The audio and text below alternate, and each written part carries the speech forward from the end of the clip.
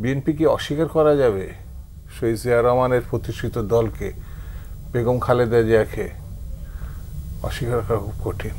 সকল সৃজনশীলতার সর্বোচ্চ ধাপ হচ্ছে রাজনীতি। সেই রাজনীতিটা যখন বিতর্কিত হয়ে যায়, টার্গেট হয়ে যায়, ধ্বংস করার জায়গায় এনে দাঁড় করা যায়, তখন আর দেশে কিছু থাকে না। প্রধান উপদেষ্টার পদত্যাগ গুঞ্জনের মাঝে এনসিপি বলছে বিএনপি গণ অভ্যুত্থানের সরকারকে হটিয়ে ক্ষমতা দখলের পায়তারা করছে।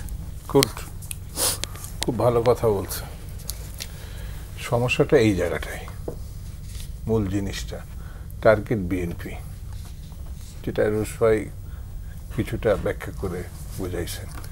মুদ্রার এই পিঠ ও পিঠ, সরকারের ছত্রছায়ায় কিছু মানুষ আছে, আর ছত্রছায়ার বাইরে ফ্যানেটিক গোষ্ঠী বলবো, তারা কিছু আছে। ভাষা একই, টার্গেটও একই, বিএনপি। মুদ্রার এই পিঠ ও পিঠ।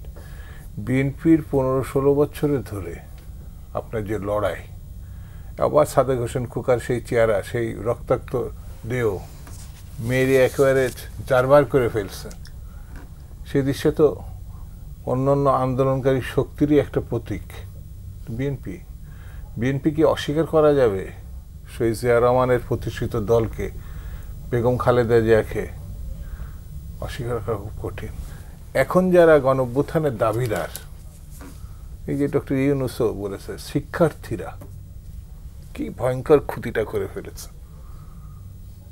তার এই 7-8 মাসের ব্যক্তি, প্রতিষ্ঠান, গোষ্ঠীর যে উন্নয়ন, এটা কম না। কিন্তু কেউ কেউ এটা 20,000 কোটি টাকার উপরে বলছে, কেউ কেউ আবার একটু কম বলছে।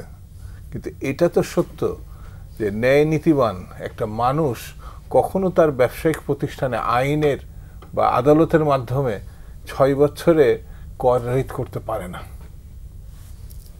এই দৃষ্টান্ত সে করছে। সে আবার যাদের কাঁধে ভর করে এই পোস্টে আসছে বলে তাকে ডেকে নিয়ে তাকে আবার বিবিসির সামনে দাঁড় করাইছে। এসব নাটক করার দরকার নাই তো। ব্যর্থ হলে এনসিপি, ব্যর্থ হলে ডক্টর ইউনূস। এই জায়গায় বলা যায় মুদ্রার এফিটোপিট। বিএনপি আর আওয়ামী লীগ না। আওয়ামী লীগ যা করছে এই দেশে, যেমন মুক্তিযুদ্ধে অর্জনকে সে ধ্বংস করছে স্বাধীনতার পরে, আবার তার ধারাবাহিকতায় মুজিবের কন্যা শেখ হাসিনা 15-16 বছরে যা করছে। রাজনীতি এই সকল সৃজনশীলতার সর্বোচ্চ ধাপ হচ্ছে রাজনীতি। সেই রাজনীতিটা যখন বিতর্কিত হয়ে যায়, টার্গেট হয়ে যায়, ধ্বংস করার জায়গায় এনে দাঁড় করা যায়, তখন আর দেশে কিছু থাকে না। এখন সেই জায়গাটায় আমরা মুখোমুখি হয়ে গেছি। ডক্টর ইউনূসকে আমরা সবাই প্রশংসা করেছি, সবাই আস্থা নিয়েছি, সবাই চাইছি সে একটা ভালো কিছু করবে। কিন্তু দিন যত যাচ্ছে সে ঘুরে ফিরে যাদের বিরুদ্ধে কাগজ কেনার ব্যবসায় 400 কোটি টাকা নিছে, তাদের দিয়ে দল গঠন করাইছে উনি। ওদের স্বপ্ন, ওদের আন্দোলন, ওদের সংগ্রাম, সেটি কি বাস্তবায়ন করার জন্য তাদেরও একটি সংগঠন হতে পারে, এটা বিদেশি কাগজের সঙ্গে বলছেন। সেই আশা ভরসা, সেটা তো প্রথমেই দেখি এরকম এক আলেম কি দরবেশ একটা ছিল আমাদের, আরেক দরবেশের উপস্থিতি, ডক্টর ইউনূসের দরবেশ। সেই জন্য আমার কাছে মনে হয়েছে আমরা তার কাছ থেকে এখনো আস্থা হারাইনি, এখনো তাকে নিয়েই কাজটা শেষ করতে চাই। হাসিনা বলতো উন্নয়ন, আর ইনি বলছেন সংস্কার। এগুলো বাদ দিতে হবে। রাজনৈতিক দল অংশীজন যারা এই গণঅভ্যুত্থানে, তাদের সঙ্গে যদি উনি সম্পর্ক সেট করে তার তৈরি করা পার্টির সঙ্গে যদি মনে করেন মীমাংসা হবে, তাহলে বড় ক্ষতি হয়ে যাবে। আপনারা আজকে স্থায়ী কমিটির একটি মিটিংয়ে বলছেন যে ডিসেম্বরের মধ্যে যদি নির্বাচনের রোডম্যাপ না হয় তাহলে এই সমর্থন ধরে রাখা কঠিন হবে। না, উনি নিজেই বলেছেন ডিসেম্বরে করবেন। আর ওনার হচ্ছে লেজ, গভীর রাত্রে ওই প্রেস রিলিজের মাধ্যমে উনি অন স্ক্রিনে বলেন ডিসেম্বর, আর লেজ বলেন যে জুনে।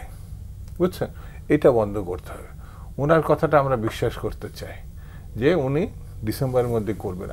আমরা বলেছি যে এখনো পর্যন্ত ডিসেম্বরে আরও 2-3 মাস আগেও এটা করা সম্ভব, কিন্তু তারপরও ডেডলাইন যদি ডিসেম্বরই হয় কোনো আপত্তি নেই, কোনো অসুবিধা নেই, কিন্তু ওটা বলতে হবে। এটা তাকে ওই যে একেবারে দিন তারিখ মাস উল্লেখ করে শিডিউল যদি ঘোষণা করেন তাহলে অনেক সংকট, অনেক সন্দেহ, অবিশ্বাস এটা কেটে যাবে।